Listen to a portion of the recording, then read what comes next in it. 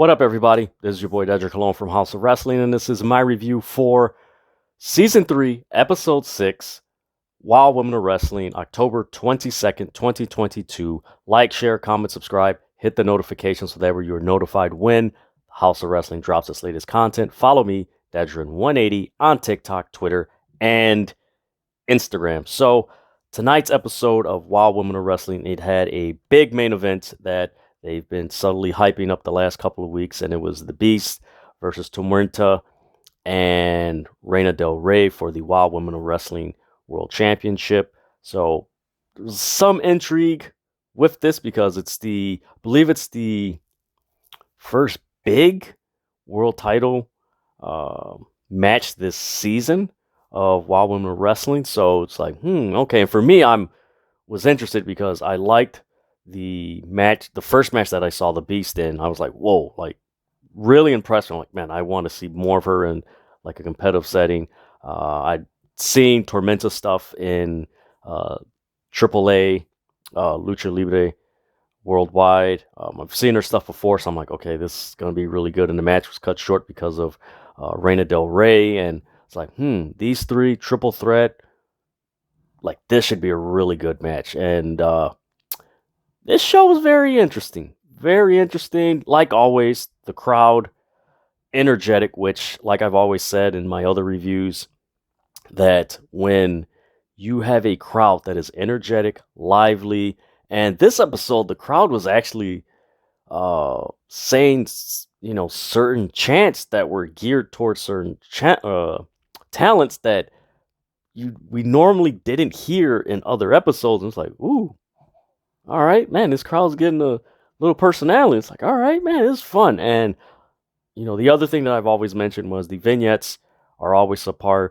This episode, we only got one vignette of, a backstory of a wrestler, and that was Glitch the Gamer. And then we had another backstage segment with Coach Campanelli and Randy Rara. That was the only two vignettes. Everything else was just more, we'll see next week. And like, it wasn't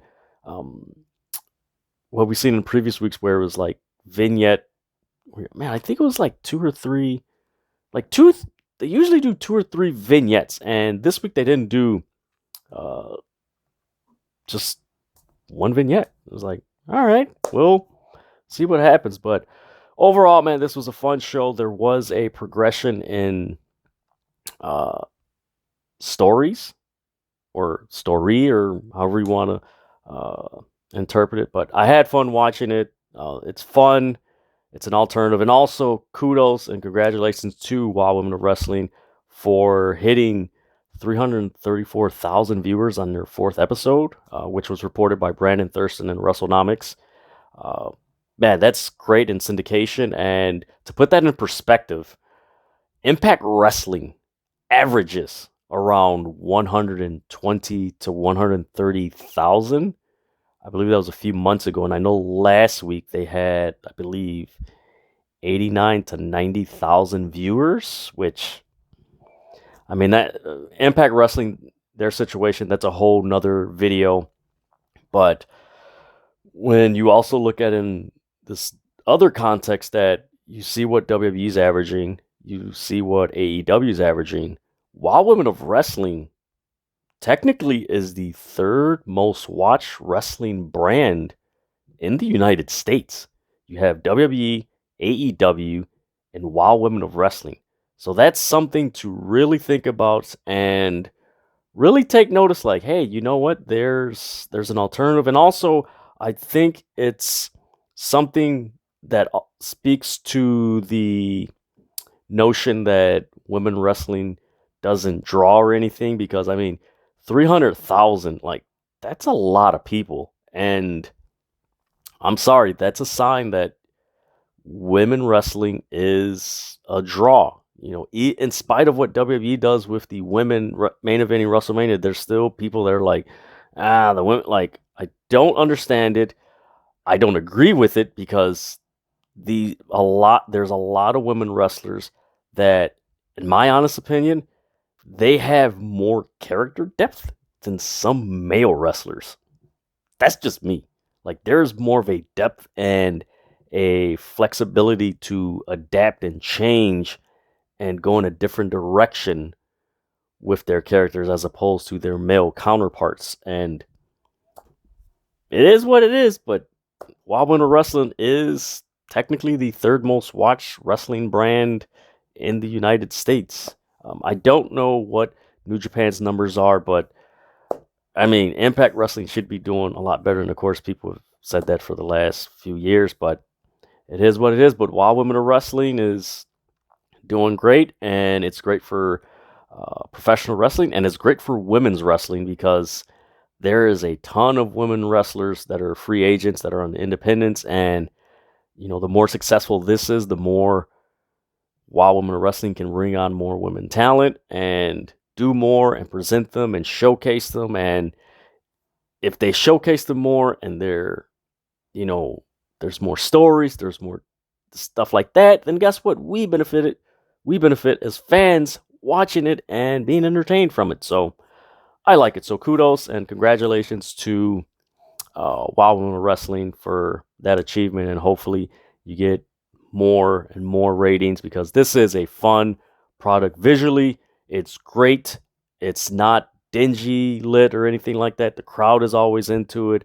They're energetic. There's enthusiasm. The vignettes, man, I love their vignettes. I love the backstories to the wrestlers because there is a depth and a curiosity and just giving you a very simplistic synopsis of a wrestler, and afterwards you're just like, man, now I see why they're here, and okay, this is who they are. Like, all right, let's see what they can do in the ring. Like, okay, this is who they are, and I wish more wrestling companies would do that because, man, that would just help alleviate, some of the frustrations that some fans have as far as, when you introduce a wrestler that they don't know, and some fans know and some fans don't know, and there's this, process of as you're watching, you're trying to get acclimated to something that you're not familiar with, which as a wrestling fan, I've experienced it a few times.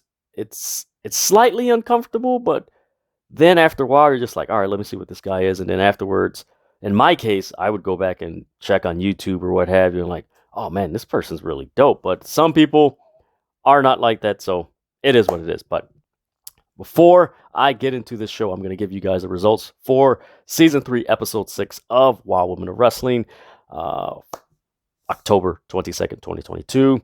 The first match, you had Gigi, Gianni, and Adriana Gambino defeat Foxy Fierce and Chantelly Shelley. Man, these are some creative names in Wild Women of Wrestling, and they are somewhat tongue twisters, but man, they will challenge you. But these are some really creative names. The second match, you had Randy Rara defeat Glitch the Gamer.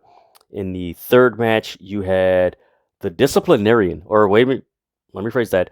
The Disciplinarian and Jesse Jones defeat Princess Aussie and Tiki Shamawara. Yeah, Shamawara. Man, I'm telling you, these names are creative, but man, they will challenge you. And of course, in the main event, you had the Beast defeat Tormenta and Reina Del Rey. So that was the results for Season 3, Episode 6 of the Wild Women of Wrestling on October 22nd, 2022. Also, for those of you who are watching this, I am from Chicago, so this was airing on the CW network here in Chicago, Channel 26. So I know some of you may get this the following day, Sunday. So if you're like, oh man, what? That's to clear that up, all right.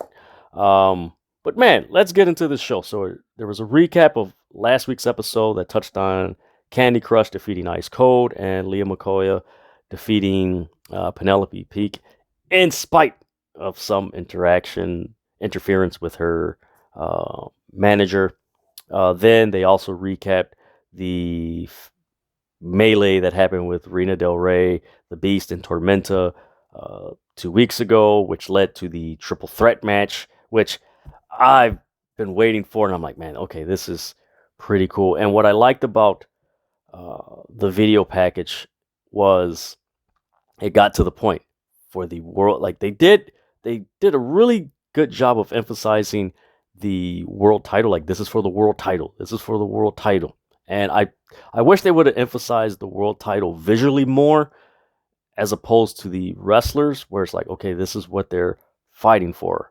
Audibly, they emphasize it, but visually, they didn't necessarily visualize it enough. I feel like if they would have just showcased the world title, the world title, the world title, it would have made a lot more sense. Also, the first match, which was Gigi Gianni and Adriana Gambino defeating Foxy Fierce and Chantelli Shella, it was for the tag team tournament, for the Wild Women Wrestling Tag Team Championships. And maybe it's me, but granted, this is episode 6.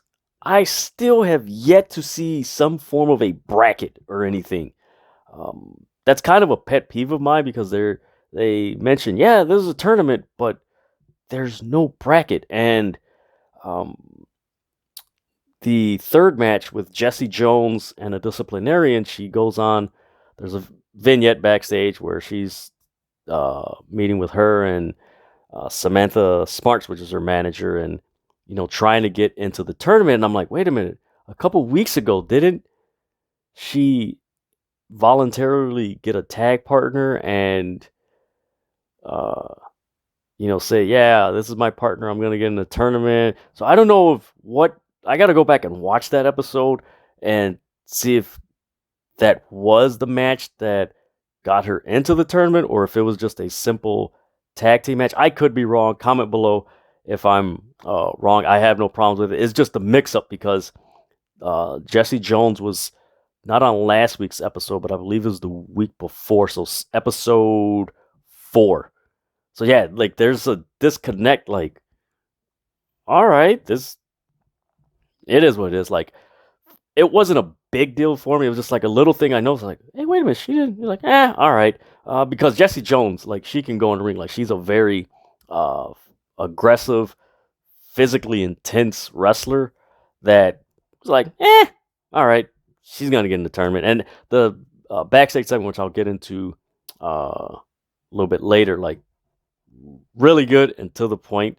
Again, Wild Women Wrestling, they're very punctual in their presentation. So they keep it simple, and it's easy to digest and process as a viewer, to like, oh, okay, this is what they're doing. All right, let's have fun.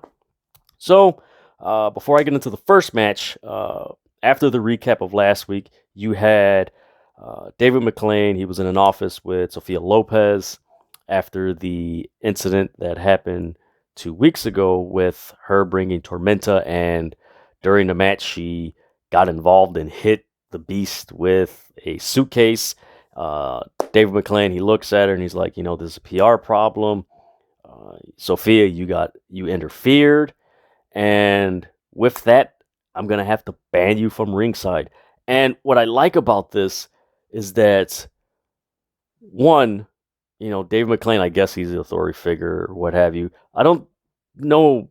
I have to go back to episode 1, like, because I don't think they really clarified, like, he's the authority figure or he's the GM, the matchmaker, what have you, because he is the announcer. And, like, I don't know if they really, on screen, they really clarified that. So it's like, it's another little thing. Like, if you just clarify it, it would just go streamlessly, because it's one of those things that you notice and you're just like, wait a minute, so is he the Matt? Like, you have to start asking questions and then answering your own questions, which, as a wrestling fan, you really don't want to do. But man, this backstage segment was great. What I liked about it, I wish more companies would do this instead of having these contract match making disputes or what have you, either in a backstage interview or in the middle of the ring. Like, have it in an office somewhere where, like, hey, you're at the headquarters or what have you, and you have to meet with the administration or the championship committee and, hey, you did this. This is what we're gonna have to do. This is something that would happen in the entertainment industry if you were an actor on set, or if there was uh, something as far as if you were a high ranking person and you did something and you had to meet with the committee. Like, that happens in real life. Stop having these backstage segments and interviews and stuff like that with serious stuff. As you know, with Sophia Lopez bringing her client in and getting involved.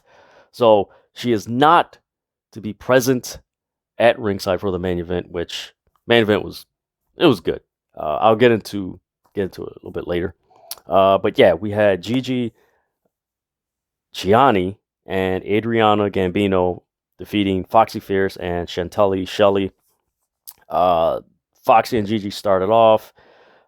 Gigi and Adriana, they were in control for pretty much most of the match. And that's one thing that I did notice about these matches, that the people that won the match, most of the match, they were dominating. So it wasn't like a back and forth balance, which they've done a pretty good job the last 3 episodes that I know of. The first 2 episodes was like, all right, just getting introducing these characters. But for the most part, most of these episodes, there was a balance in these matches between the faces and heels. But this episode, it was just like whoever was dominating the match wound up winning the match, and it was just like, all right.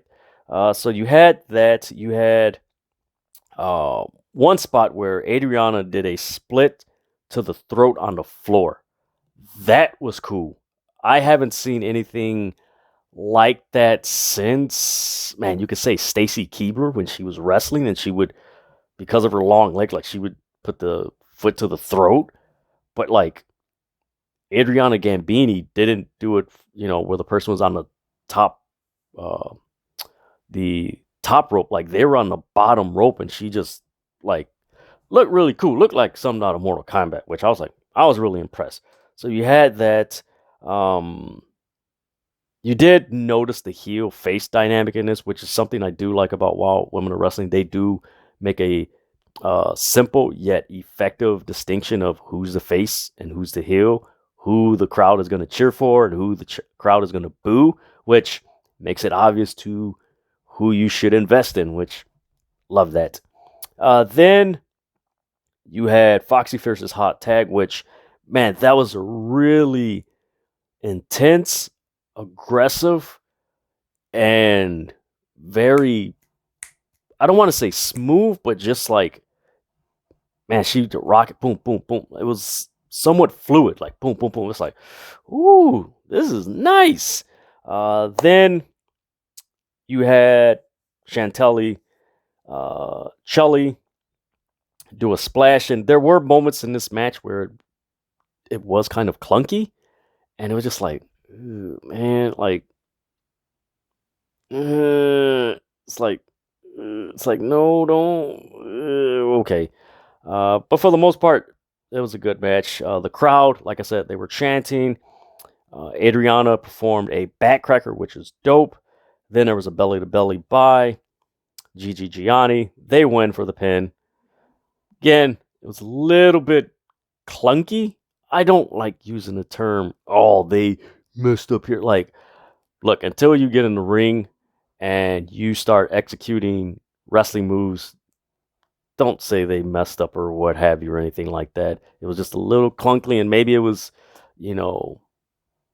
one of those days. But for the most part, it was a decent match, man. It was a really decent match, and the one that really stood out to me was Adriana Gambini in this match. Just keep an eye on her. Don't be surprised if you see her in other promotions like NWA, maybe Impact, maybe MLW or what have you. And even in the indies, like, keep an eye out on her, because she has a look and a presence, and that freaking bottom rope split, which is, it's one thing to do a split while you're standing up and you have your leg on the opponent's throat, but when they're on the bottom rope and you do a split, and like, that was impressive. So keep an eye out on her. Then we get a vignette of Glitch the Gamer And man, this was one of the all these vignettes that they've had so far in every episode this season have been great. This one was unique because it was a gamer, and a lot of the things that they touched on in this vignette backstory um, wasn't necessarily like really emotionally deep, but it did make a lot of sense being a gamer. Uh, she said she lives life fast and hard. Um, she's competitive. She's the only gamer on the roster, which, hello, that makes sense. She mentioned that when she was 18, she went to play games for money and get into tournaments and stuff like that. She's never been afraid. She does have a background in martial arts.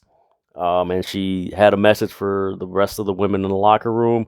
Level up your game, and the game's going to be over. So, touched on so many things as far as her background, what led her to WoW, and what's her statement for the rest of the roster. So that's a simple trope in WoW Women of Wrestling vignettes that they give you their little bit of, who they are, what got them to WoW, and then why they're here. Really cool. I liked it. It was fun, and the actual video part of it was really cool because you see her on a PC, which is they mentioned in the vignette that she was playing and stuff like that. So visually, man, it was a really cool vignette. Please check it out. Glitch the Gamer, and she also wrestles by the name of Vert Vixen. So check her out. I know she's wrestling at another, some event. I think I retweeted it on House of Wrestling. So go check out House of Wrestling on Twitter. But man, really good vignette. So then you get back from commercial and you have a little backstage segment with Coach Campanelli and Randy Rah-Rah. Randy Rah was like, "Hey, do you have any tips for my match tonight?" And Coach Campanelli was like, "Yeah, I got a few tips." And then Randy Rah was like, "Well, after my match, let's catch up and you can help me out." And they've suddenly been teasing this alliance or this pairing for the past several episodes, where it was just like, "Hey, I remember one of the first vignettes they had, Coach Campanelli was trying to talk to her, and there was a commotion. Randy Rah was like, "Well, I got to go," and left. And Coach Campanelli was just like, "Man, really?" So, really cool, subtle story progress with Coach Campanelli and Randy Rah-Rah, which I'm like, all right, this is simple. Probably going to see it tonight or what have you. Then we come back from commercial and you have Glitch the Gamer versus Randy Rah-Rah, which, as I mentioned before, Randy Rah-Rah won this match. But I was like, really?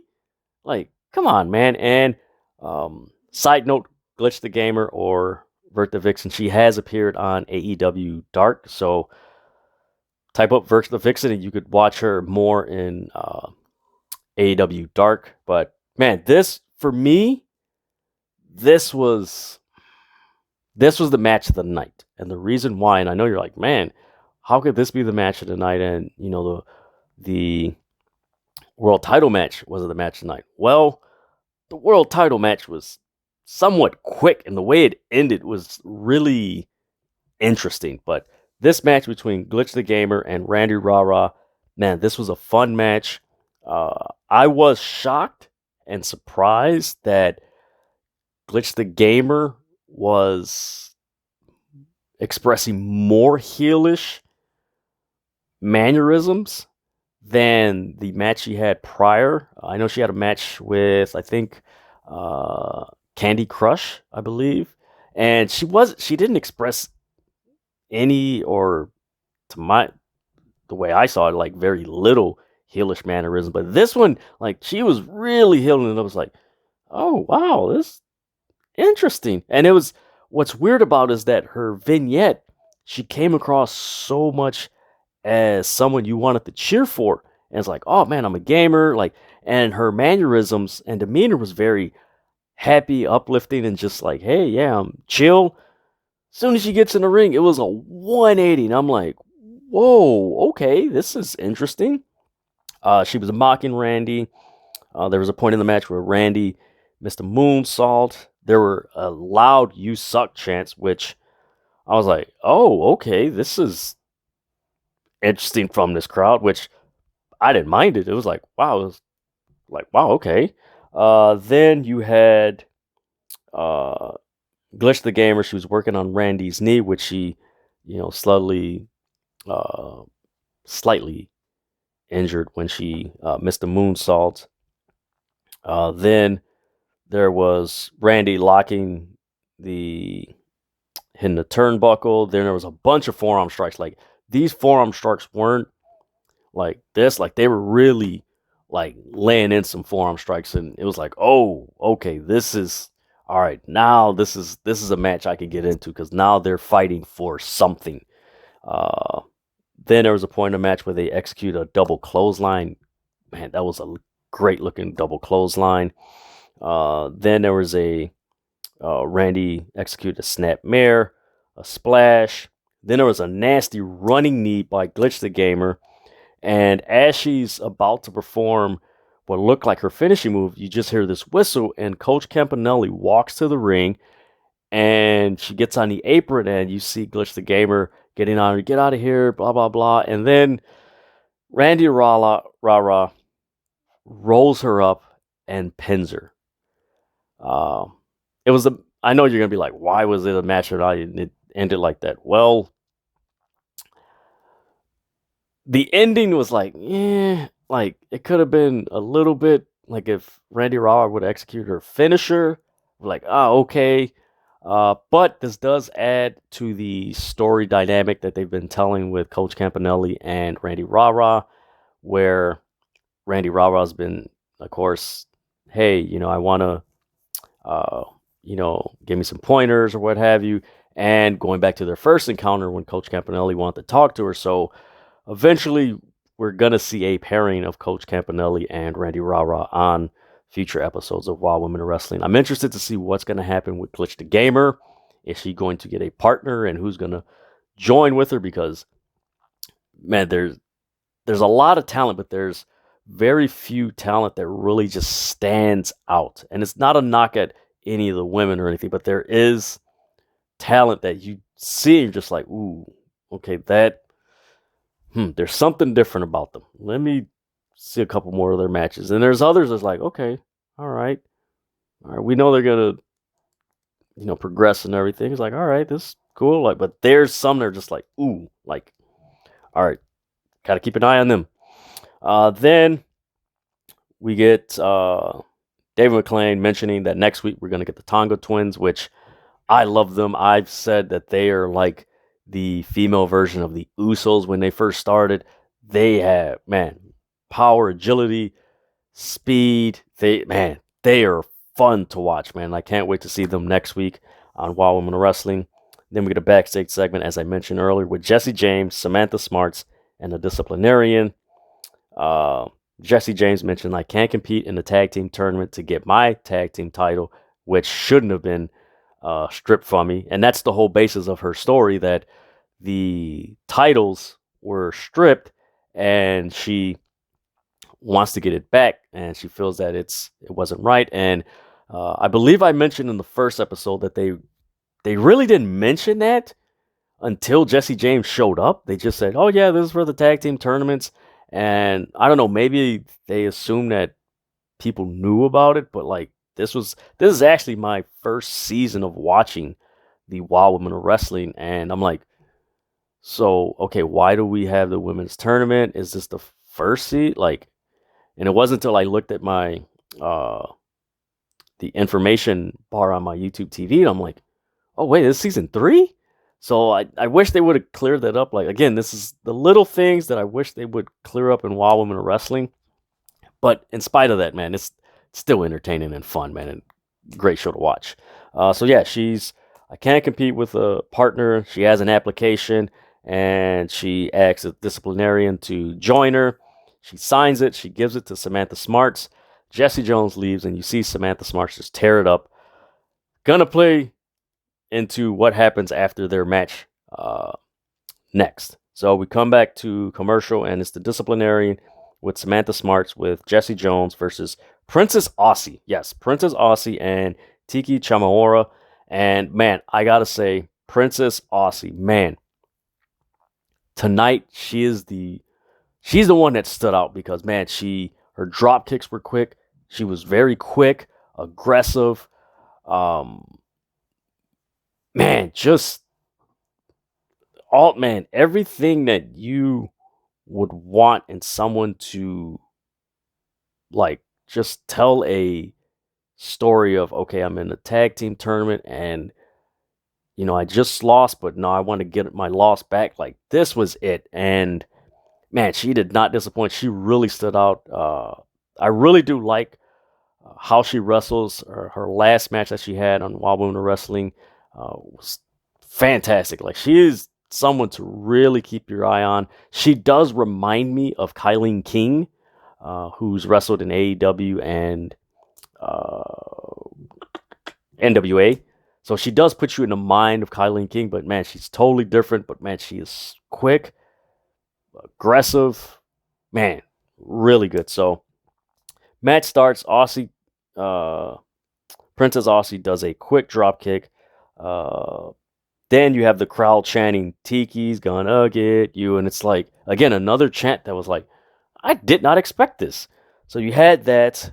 Then you had a point in the match where, again, this was one of those instances where the one team had the upper hand and then it's switched. So Tiki was about to perform you could call it a 619, and Samantha Smarts hits her.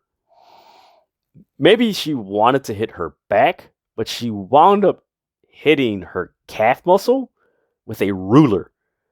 And good man, as much as it didn't look like she connected on her leg, Tiki Chamahora sold it, man. She sold it. And that's when the match turned. You had that, and then, Tiki, big melee and everything. Then you had a great super kick by Aussie, Princess Aussie. Then outside, you had Samantha Smart and a disciplinarian. They were beating down Princess Aussie. Then you had Samantha Jones. She put Tiki Chamahora in an arm breaker and then in an arm lock, which is a nice 1-2 where she did an arm breaker and then applied the arm, like an arm wrist lock, which I really liked. I was like, man, why don't more wrestlers do that? Like if you put a wrestler in one move, like continue it with a more aggressive version of that move. And they win. So again, this was a really great match. Princess Aussie, like I said, she stood out. She was quick, aggressive. She sold things. Like she was there, man. Please keep an eye out on Princess Aussie. Keep an eye out on her. So after the match, you have Jessie Jones, and she's screaming at David McLean, put me in the tag team tournament. I turned in the form. I gave it to Samantha Smarts, and she gave it to you. And David McLean's like, hey, I didn't get no application. He looks at AJ Mendez. Did you get? She's like, I didn't receive no application. And of course, in the storyline, it's like, oh man, this is crazy. And in my head, I'm like, wait, you just showed a vignette of her giving the application. Samantha Smart's tearing it up. All you have to do is like pull it up on the screen and like show it to her. I'm like, huh? And then I'm like, okay, there's no screen, so okay. This makes sense why she's like, why is there no application here, and why didn't you get the application? So I'm like, okay, it makes sense that way. So yeah, she starts screaming at Samantha Smarts. And David McLean mentions like, yeah, that tag team match you did wasn't sanctioned. So, because you didn't, or this tag team match that you were in, because you didn't file the request or anything, it's non-sanctioned, which I like that little detail where in order to get into a tournament, you had to file paperwork to get into it, which, man, I wish more wrestling companies would do that because that is so it's so great, and it adds an extra element to the storyline. It's a little thing, but it has big consequences as far as, wow, this, okay, I didn't file in the paperwork. Oh man, why didn't you? And it just adds, if a tag team is in turmoil, it's like, oh man, I didn't file the paperwork. Or let's say a tag team, you think automatically is going in there, and you have another tag team that sneaks in and like, yeah, there is a number of, if there's 12 tag teams, and, there's like, oh, there's a deadline for, you guys to enter in the tournament. The first 9 are entered in the tournament, and one team, yeah, we're going to get in, and another team sneaks in and, throws away their applicant. Like, man, there's so many things you can do with little things like that. And I just love that Wild Women of Wrestling has that in their story. And like, man, Jesse Jones had an application to fill out to be implemented into the World Tag Team Championship tournament, and she gave it to someone. They ripped it up, and because of that, David McLean and AJ Mendez did not get it, and therefore the tag team match she was in was not sanctioned. So it's like I'm just thinking about it. It's, man, I wish more companies would do that, man. Like, add those little things to your storylines, and man, AEW, WWE, Impact Wrestling, MLW, like, I'm not saying copy it, but man, it's one of those little things that, man, can add so much depth to a storyline, that it adds so much exterior creativity that you can do with a storyline like that. So, man, that's really cool. So we get a video package hyping up the Beast and Sophia Lopez finding Tormenta and helping her and getting involved, and Reina Del Rey and the whole fisticuffs that happen. So with this match, you had Sophia Lopez banned from ringside, as I mentioned earlier. Reina Del Rey, she starts the match off. She has a rosary. They're in it's kind of like a triangle. So you have Reina Del Rey here, you have the Beast here, and you have Tormenta here. And Reina Del Rey's looking at them. He's like, no, don't start. It's a rosary. No. She takes off the rosary and she tosses it to the ref, and then just starts forearming. I was like, ooh, that's a smart way to blindside your opponent. Like, hey, I got something sacred. Nope. Show reverence. And bam! Like, that is a heel move, man. Very good.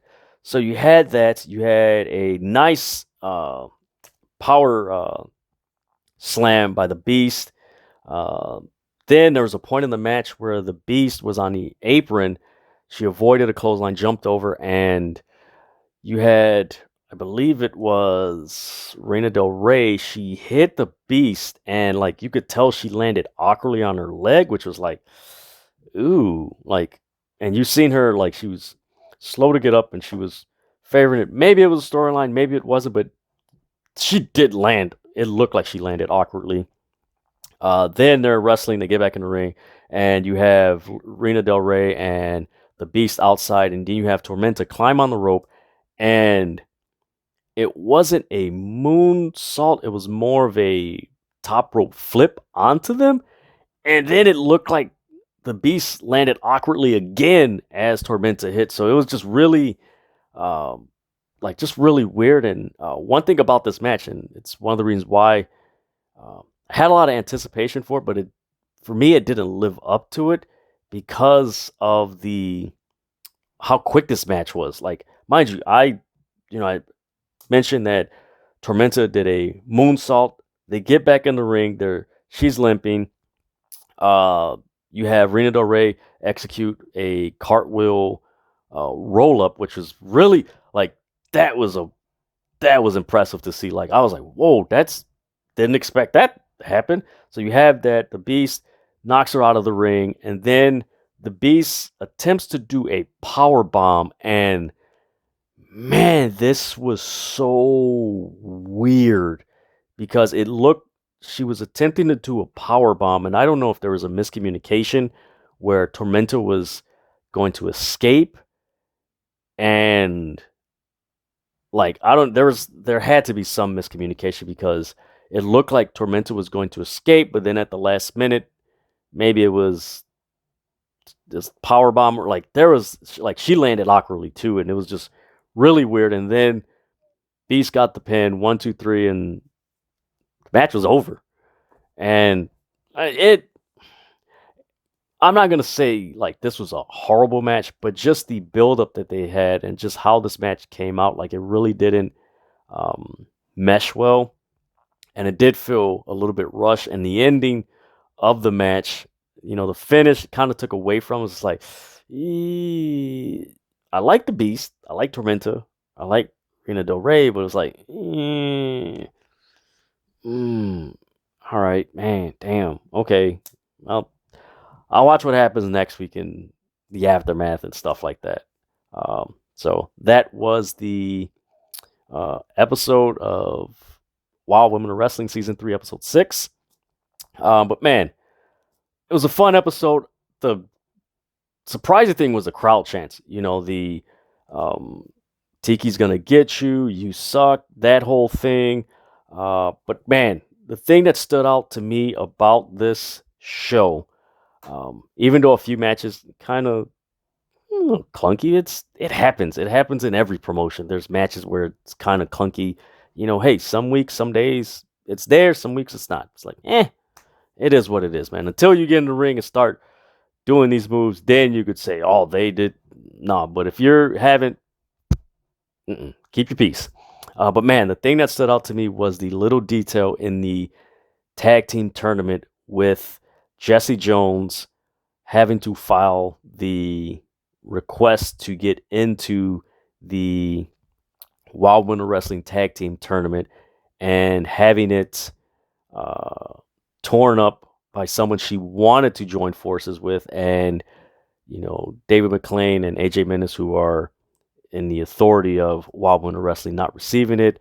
And if you don't file this request, the tag team match that you want to be included into the tag team tournament isn't sanctioned. Like, that whole detail right there is so good. And man, I wish more companies would add that little detail to their storyline, as far as having to, like I said, having to file paperwork to get involved into a tournament, where it's not automatically, all right, you're in a tournament, where there's a process that you have to do to get into a tournament, and it gives the heels an opportunity to do heelish things to get you out of the tournament and get them into the tournament, which that's so cool to think about as a wrestling fan. So really interested to see how that Jesse Jones storyline goes. Does she find a tag team partner, or does she not get the tag team titles in the